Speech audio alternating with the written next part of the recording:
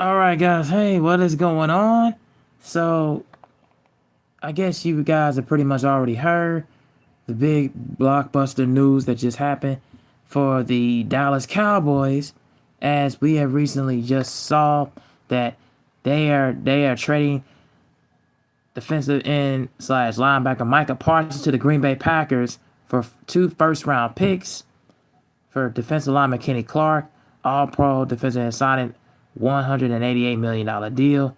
So the Dallas Cowboys are trading all-pro edge rusher Micah Parsons to the Green Bay Packers in exchange for compensation package for the 2026 and 2027 first-round picks and three-time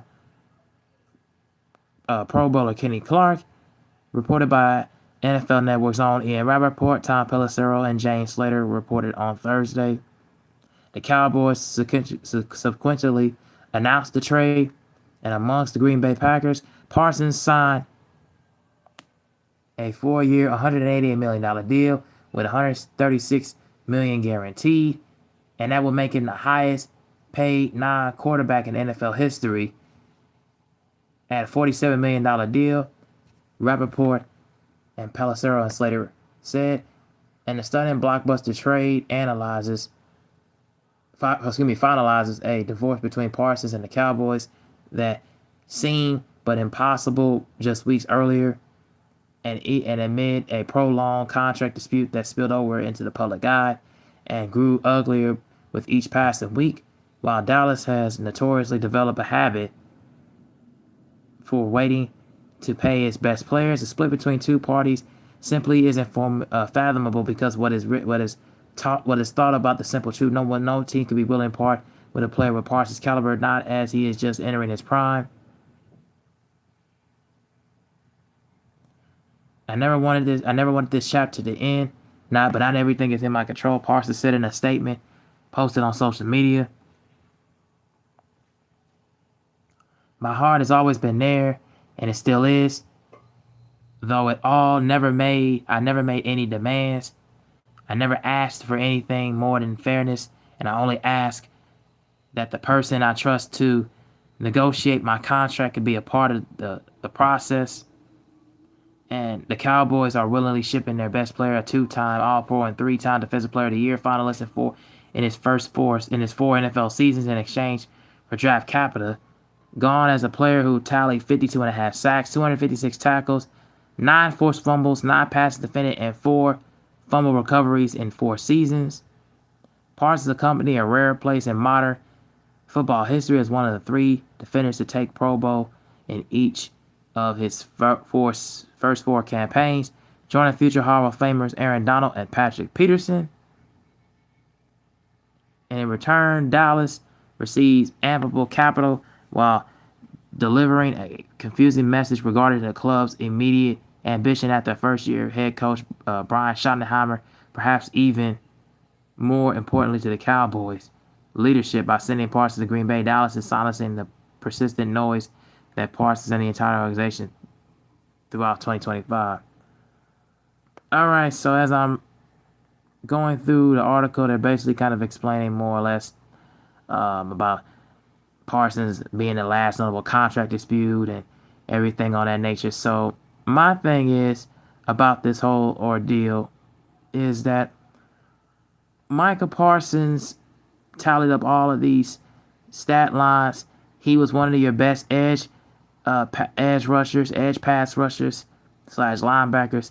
He gave the Cowboys a lot of life and a lot of hope when it's all said and done.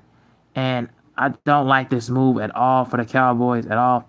It's going to make their defense really, really suspect and really shaky. And it's when it's time to apply pressure on opposing offenses, especially in your own division. You're not going to have that kind of pass rusher to really get after the quarterback and really apply some heat. You just lost DeMarcus Lawrence, if I thought I might add, because I don't know if he would have went with him. But at the same time, now you lost Parsons in this. Your defense is pretty much going to suffer, and your defense is already very limited. It's already very short-handed right now as far as trying to apply pressure and apply pass rush. Even though you got Kenny Clark, But that's not going to be. But that and whoever is gonna not going to be enough at this point. This is just absolutely a waste of a lot of time and a lot of energy for the Cowboys. And primarily, they're going to be in a lot of shootout games because their defense is going to give up a lot of points, going to give up a lot of yards.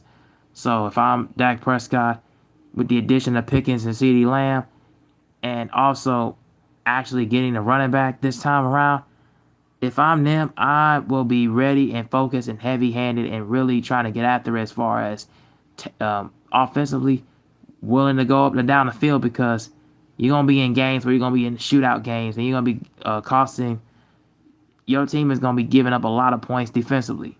So that's going to be a problem. And special teams wise, I don't see at all.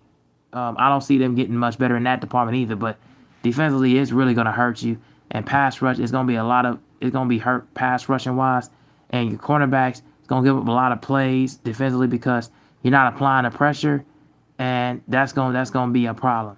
So, but for the Packers, I think this move actually helps them out because you already add Rashawn Gary, Luke Van Ness. You know, you got a really stud defensive lineup in the at the pass rusher position, so this adds a lot more for them. Then you have Isaiah McDuffie,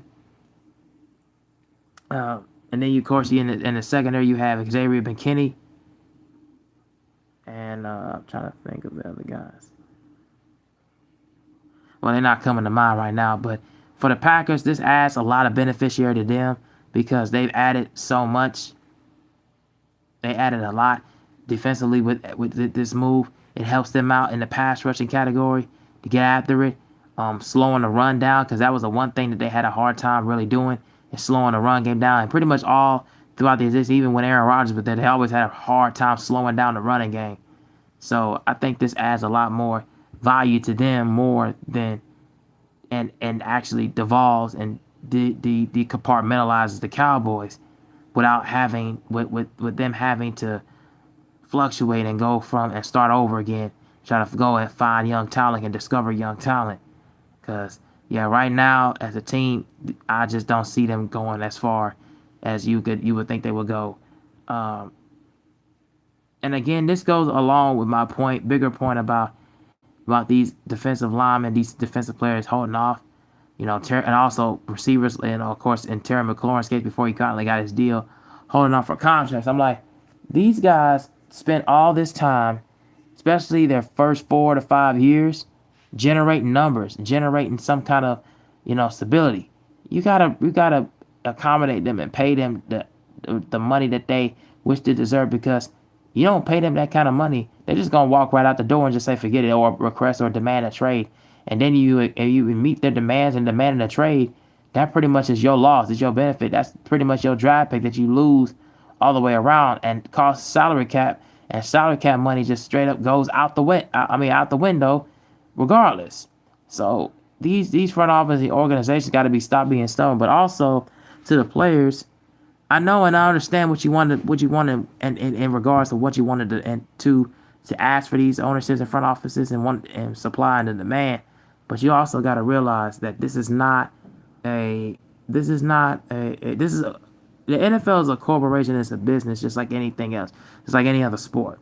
So you're not going to get the required contract money with the numbers that you got that you wish and you demand because the NFL is thinking about it in a business sense. They can just end up getting rid of you and replacing you and filling in your position and filling your shoes. More is going to lose off of them and more lose their backs. But this actually, with this move with Micah Parsons, is really going to hurt them. So, yeah, I just say this to a lot of up-and-coming people that's looking to get into the league, looking to get into the NFL. Just be careful about knowing and learning and understanding your value of the team in regardless of the fact. So if you guys are watching in the chat room, tell me what you guys think about the Micah Parsons trade to the Green Bay Packers.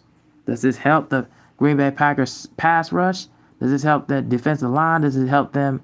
Does it make them a contender and it helps them out defensively? Or does it do nothing for them, or doesn't add anything, doesn't add as much Leave it down in the comments section below. As we're gonna move on to this last story before I gotta make some other videos on the other page.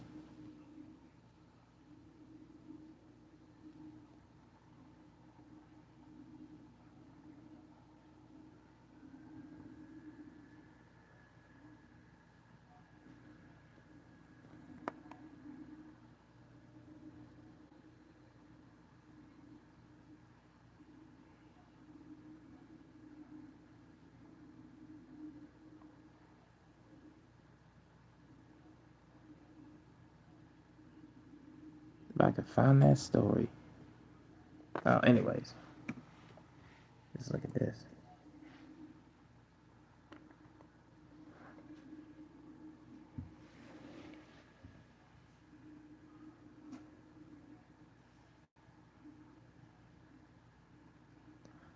All right, the question to ask is Caitlin Clark playing tonight versus the LA Sparks. So here's the injury update. So a day prior to Indiana's Friday night clash against the LA Sparks, the Fever released their injury player availability report, which included some notable names and prepares for the crucial game in Crypto.com Arena in LA. While the Fever have the sixth best record in the NBA when entering Friday's contest, Indiana has only 2-game advantage over Los Angeles, which is outside of the playoff cut line. Fever's Thursday's game status listed Caitlin Clark is out. Former Hawkeye continues to increase in their workload throughout individualized drills and non-contact practices, with the goal of making a potential return in regular season's final few games.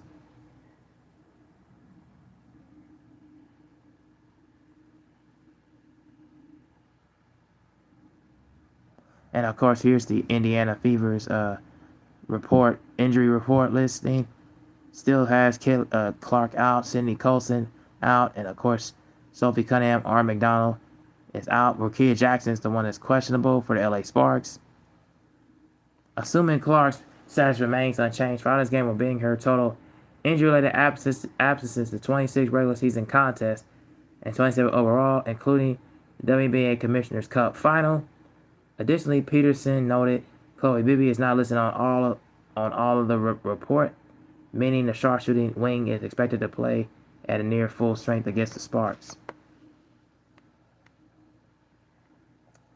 So, in the light of everything, I don't think Clark is playing tonight, and if this is continuing to go on, I pretty much would sit her out for the remainder of the year, because it seems like the growing injury that seems like that she re-aggravated is only going to get worse.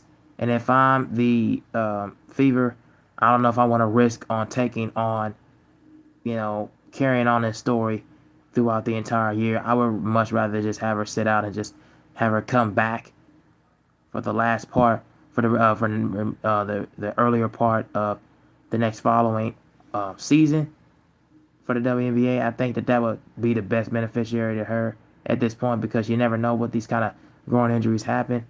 And plus, because she's missed that much time, if you do allow her to come back, she's not going to be nowhere near 100%. She's going to be really rusty, and you pretty much are at this point taking a risk. So, in my opinion, I'll just kind of shut her down for the remainder of the year and just let it go on and just see and continue what can continue to grow and develop, and groom a potential young talent that could possibly be on the roster next year, like, for Chloe Bibby or, in this case, Aerial Powers or Odyssey Sims, seeing what could possibly be the case for next year as far as roster moves, if you want to keep these players, if you don't. So that's what my opinion they should do, is just sit her down and shut her down for the remainder of the year. We'll see what things could go on further. But yeah, that's just how I think about it right now. It's just not going to be too much of a long stream, but I'm going to get out of here, guys. Thank you all for watching, and I'm out. Peace.